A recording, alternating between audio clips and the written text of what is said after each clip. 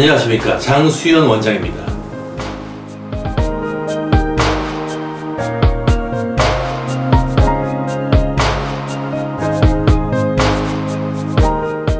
오늘은 제가 최초로 정립하고 가장 중요하게 적용하는 1% Principle of Risk Avoidance, 즉 위험 회피 1%의 법칙에 관해 말씀드리려고 합니다.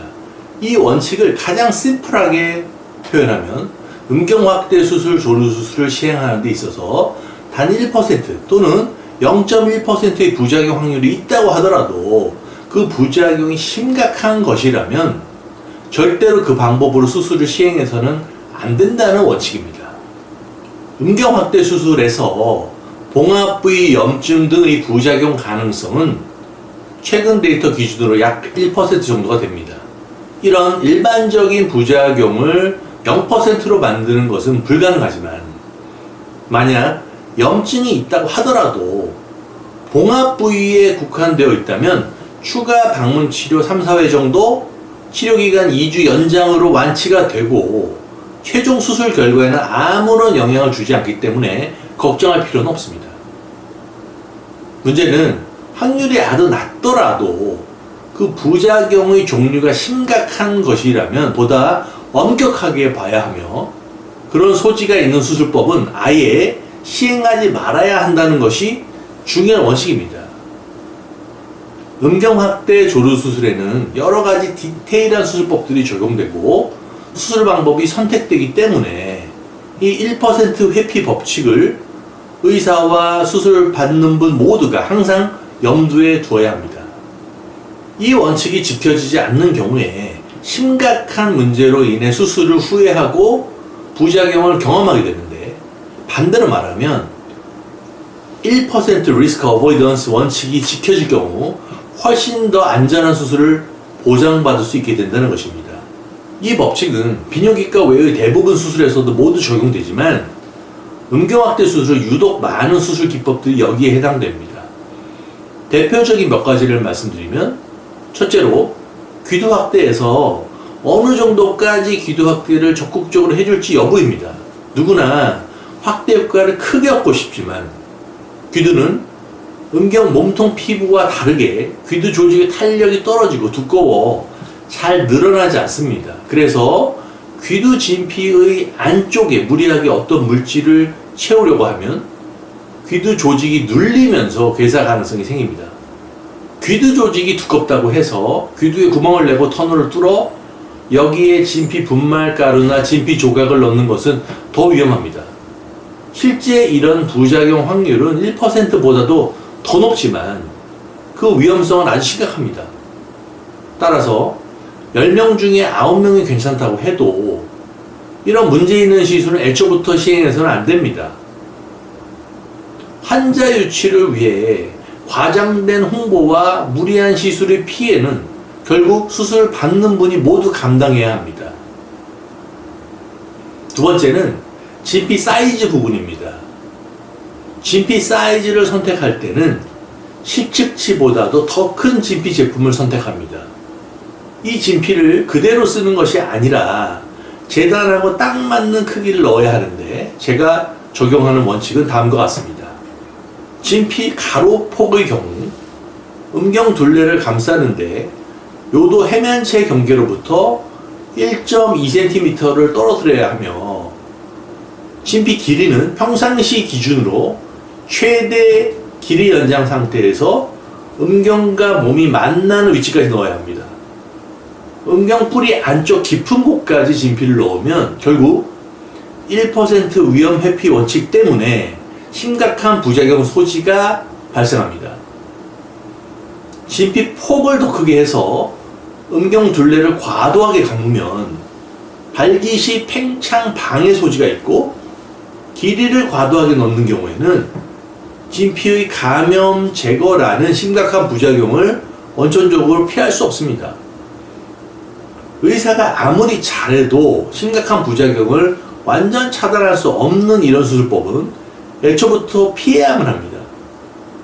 의사의 자신감만으로 해결하기에는 구조적인 모순이 있는 방법이라는 것이 문제입니다. 세 번째 1% 회피 법칙의 적용은 진피 두께 부분입니다.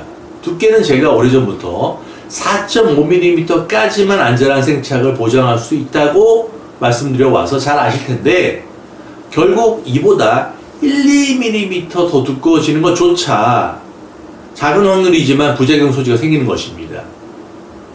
문제는 과도한 두께의 생착 실패는 상상보다 훨씬 더 결과가 심각하다는 것이 핵심입니다. 그런데 문제는 다수에서 문제가 발생하지 않지만 적은 확률로 심각한 부작용이 생기는 것을 많은 병원 의사들이 간과하기 쉽다는 것입니다. 또 귀두를 무조건 크게, 진피를 더 두껍게, 진피를 더 깊게 라는 말은 1차원적으로 생각하면 더 큰 효과를 볼 수 있을 것이라고 보여지기에 환자 유치에 도움이 된다고 보고 그 위험성은 감추고 과대 광고를 하게 되는 구조적인 문제가 발생합니다. 제가 1% 위험 회피 법칙이라고 명명하였지만 실제 1%는 5%가 될 수도 있고 0.1%가 될 수도 있습니다. 상징적인 확률이지만 만약 수술을 받는 내가 해당될 경우 100%가 되는 것이므로 심각한 부작용이 발생할 수 있는 것이라면 애초부터 그것을 피하거나 원천적으로 해결해야만 합니다. 많은 의사들이 착각하는 것이 내가 더 열심히 꼼꼼하게 수술을 집도하면 문제가 없을 것이다 라고 위안하지만 구조적으로 확률 게임이 될 수밖에 없는 것들을 장담해서는 안 됩니다. 만약 진행이 빠른 암을 완치시키기 위한 것이라면 1% 위험성도 감수해야 할 수 있겠지만 정상적인 사람이 더 나은 삶을 위한 수술이라면 1% 위험 회피 법칙은 엄격히 지켜져야만 합니다. 위에서 말한 내용 외에도 네 번째로 폭용수술 자리 절개의 위험성, 다섯 번째로 진피 삽입과 동시에 지방이나 분말주사, 필러를 함께 넣는 것 모두가 진피의 감염과 제거 확률이 존재합니다. 또 여섯 번째로 열흘이 지난 시기에 병원 점검을 통해 진피와 피부의 밀착, 접착을 확인해 주는 것 또한 지연된 진피 감염을 예방하기 위한 필수 조건입니다. 일곱 번째는 수술 시 드레인 배액관 삽입인데 이 또한 진피 감염이라는 심각한 부작용을 원천적으로 방지하기 위한 최선의 선택입니다. 여덟 번째는 수술 후 압박붕대를 음경을 감아서 지혈하는 문제입니다. 원래 지혈 방법으로 압박은 유용하지만 음경 피부까지 압박될 경우 피부의 허혈성 괴사 가능성은 존재할 수밖에 없어서 음경 확대에서는 반드시 회피되어야만 합니다. 음경 피부 아래에 진피가 위치해 있어 혈류를 방해하고 있는 상태에서는 절대 압박붕대를 써서는 안 됩니다. 이상으로 1% 위험 회피 법칙의 개념과 음경확대 수술, 조루 수술에서 적용되는 구체적인 수술법들에 관해 말씀드렸습니다. 이 외에도 여러 가지가 더 있지만 오늘은 여기까지만 말씀드리겠습니다. 마지막으로 좋아요와 구독 버튼을 꼭 눌러주시기 바랍니다. 감사합니다.